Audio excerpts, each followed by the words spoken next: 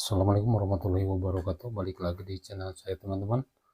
Oke, kali ini saya sudah merangkum beberapa video. Kita lihat video yang membahas perubahan jadwal timnas Indonesia melawan Bahrain dan beberapa video yang lainnya. Kita lihat video yang pertama teman-teman. FIFA menghormati Ramadan di Indonesia. Jadwal lawan Bahrain dimundurkan. FIFA akhirnya merilis jadwal resmi laga Indonesia di bulan Maret, khususnya untuk duel melawan Bahrain. Pertandingan dijadwalkan pukul 20.45 WIB, berbeda dari biasanya yang berlangsung pukul 19 waktu Indonesia Barat. Penyesuaian ini dilakukan karena FIFA memahami bahwa bulan Ramadan berlangsung di Indonesia. Dengan jadwal yang lebih malam, kalian bisa sholat tarawih dulu sebelum mendukung timnas.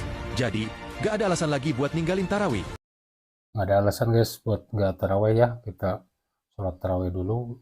Setelah tarawehnya selesai baru kita nonton timnas ya. Jadi jangan sampai ibadah kita terganggu. FIFA dan AFC merubah jam tayang untuk timnas Indonesia melawan Bahrain nanti ya. Kalau nggak salah itu seminggu sebelum Lebaran ya. Alex Pastur tak janji timnas Indonesia main bagus. Semua tergantung pemain.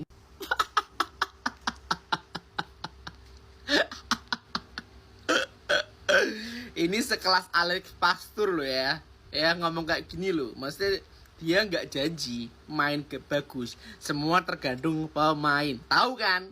Nah, kalau seandainya di era Coach Sinteyong, kalau seandainya pemain, nih pemain yang main di AFF kemarin, pemain lokalan, mainnya nggak bagus, mainnya asal-asalan, kok yang disalahin pelatih? Kalau kayak gini apakah kalian pada nyalain pelatih? Ya, tahu kan? Semua tergantung pemain. Pelatih itu hanya memberikan taktikal, terus mengajari semua teknik, basic dan lain-lain. Tapi semua permainan tergantung pemain. Kalau AFF kemarin full lokal aja yang disalahin Sinteyong. Kalau Alex Pastur ngomong kayak gini yang disalahin gimana? Siapa coba? Gimana? Tinggalkan di kolom komentar ya. Kemarin yang pemainnya bermain jelek yang disalahkan Sintayong. Permainan jelek yang disalahkan Sintayong, pelatihnya ya. Tapi sekarang ini pelatih yang mau melatih timnas Indonesia ini sudah ngomong tidak memberi jaminan. Lalu kalau permainannya nanti jelek, kenapa tidak mau disalahkan gitu loh. Itu kan para pemain di atas lapangan itu kan tergantung arahannya pelatih. Kalau misalnya nanti jelek atau bagus itu berawal dari pelatih. Jangan heran kalau ada salah satu anggota DPR RI, Pak Rizal Aziz, mengatakan kenapa timnas Indonesia banyak diisi oleh pemain naturalisasi. Jadi gunanya apa Liga 1? Waduh, kayaknya Bapak ini nggak paham guys, kenapa timnas Indonesia banyak diisi oleh para pemain naturalisasi. Atau mungkin Bapak ini juga kurang terlalu paham bahwasanya para pemain naturalisasi itu adalah para pemain yang memiliki darah keturunan Indonesia. Ya, pernyataan Pak Rizal ini diungkapkannya dalam sidang proses naturalisasi oleh Romani yang dilakukan beberapa waktu lalu, di mana Pak Aziz ini mengatakan proyek naturalisasi yang gencar dilakukan oleh PSSI berpotensi mematahkan mimpi generasi muda sepak bola Indonesia.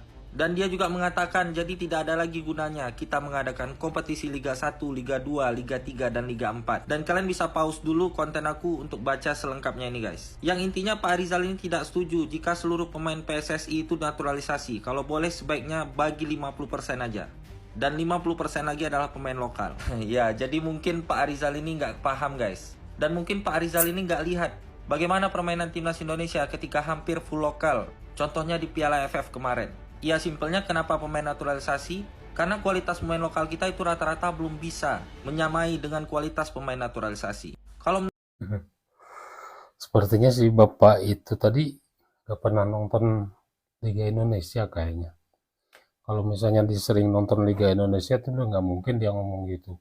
Dia pasti paham Liga Indonesia tuh seperti apa, mental para pemain kita tuh seperti apa, terus kemampuan para pemain lokal kita tuh seperti apa. Dia tuh belum bisa, yang saya lihat ya, yang saya tahu sejauh ini pemain Indonesia tuh belum ada yang bisa melebihi atau mungkin ada tapi cuma beberapa aja, seperti Marcelino, seperti Rizky Ridho. Itu kan mereka udah, kalau misalnya dia bermain bagus kan itu dia juga ditarik oleh pelatih. Nah, tapi kan banyak juga pemain-pemain yang tadinya udah masuk timnas lalu tidak dipanggil lagi. Berarti itu apa? Berarti performa mereka tuh belum bisa bersaing dengan pemain-pemain naturalisasi. Menyala anggota DPR-ku, apa benda nih weh? Iya, itu tadi aku cosplay jadi Bang Jom United.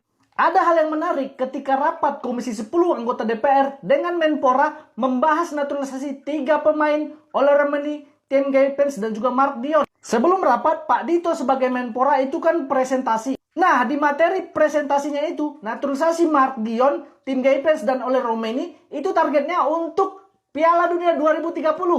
Nah, Bapak anggota DPR ini mempertanyakan hal itu. Dia mempertanyakan kok PSSI tidak punya target buat Piala Dunia 2026.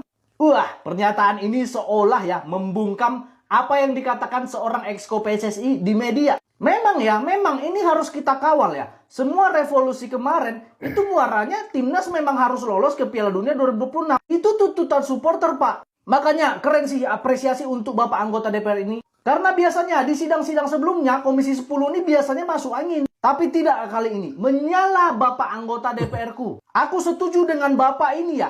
Timnas kita memang harus ditargetkan lolos Piala Dunia 2026. Jangan dihilangkan momentum ini. Ya seakan-akan ya dibuat timnas itu targetnya 2030 supaya tidak membebani pelatih Patrick Kluivert dan timnya. Tapi kan supporter timnas tidak peduli ya. Mereka mau prestasi, tidak ada lagi proses-proses. Apalagi sekarang udah ada tambahan amunisi oleh Romeni. Harus lolos Piala Dunia 2026. Menyala sekali lagi Bapak anggota DPR-ku. Salam Di Matteo. Betul. Waktu itu ya Pak Arya Sinulinga pernah menjelaskan ya, bahkan pelatih yang sekarang itu targetnya Piala Dunia 2030 bukan 2026 ini ya. Padahal kalau misalnya di penggantian pelatih ini untuk 2030, ngapain ganti-ganti pelatih? Ngapain Sintayong harus disingkirkan? Kan targetnya masih lama 2030. Lalu untuk 2026 ini apa targetnya? Masa tidak ada target? Masa PSSI mau gaji pelatih mahal-mahal mendatangkan dari Belanda dengan tanpa prestasi apa-apa? Itu kan harus ada target. Harus ada target yang pasti gitu loh. Sekarang udah proses itu udah enggak, masyarakat sepak bola Indonesia itu udah nggak mau lagi yang namanya proses, udah tidak mengenal lagi yang namanya proses, harus udah ada hasil.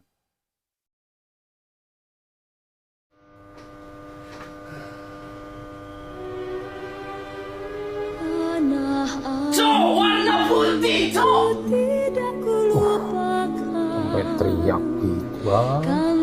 Anjir, bagus banget anjir, detailnya itu. Mana ini? Ini detailnya. Bagus banget anjir.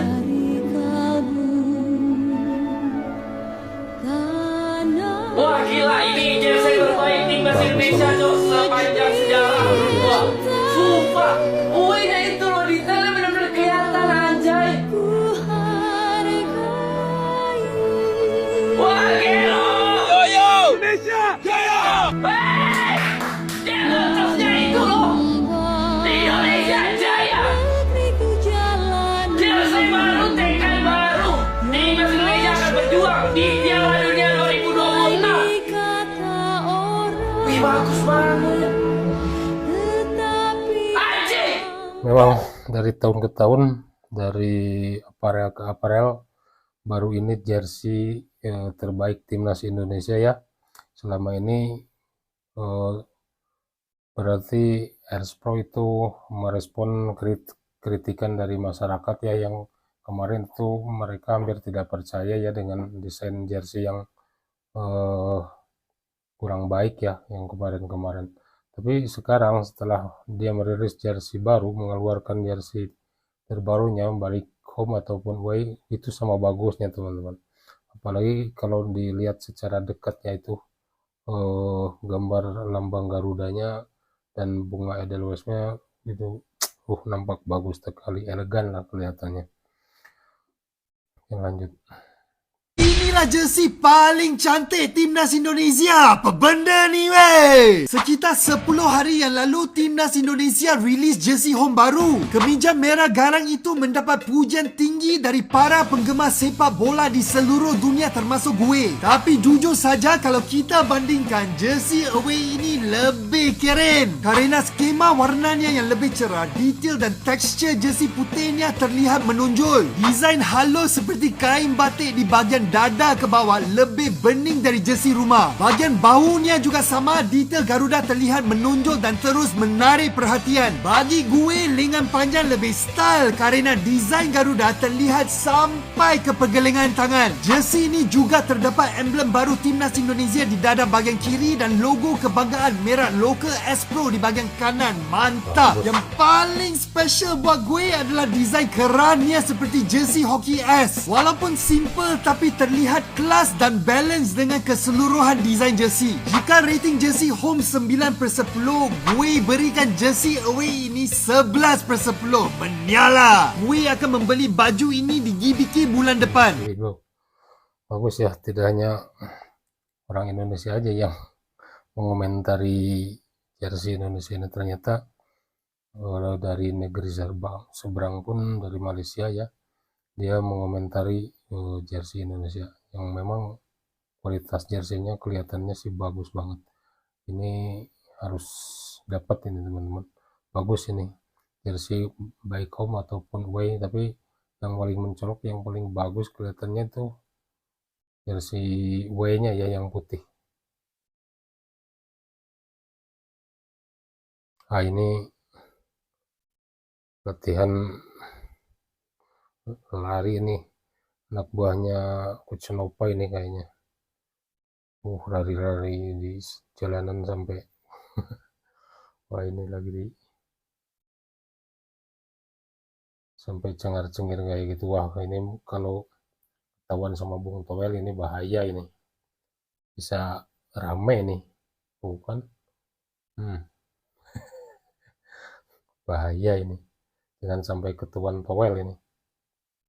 Pasti dikomentari ini, iya itu masih anak-anak, jangan terlalu ekstrim, segala macam pasti itu, jangan sampai katanya. Ya sampai lambaikan tangannya.